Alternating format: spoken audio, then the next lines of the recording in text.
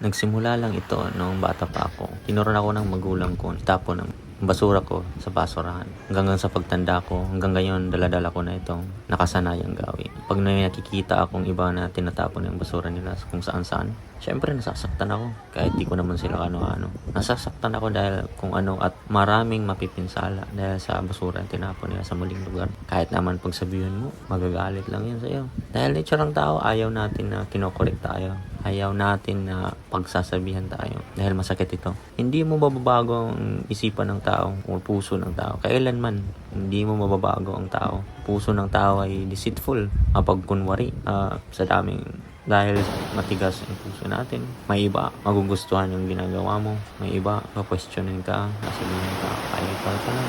Makagawa ka lang ng content. Yes, it's true, gumagawa ko ng content. Pero motivation ko ay mag-encourage at mag-remind sa ating lahat na gawin natin ang tama.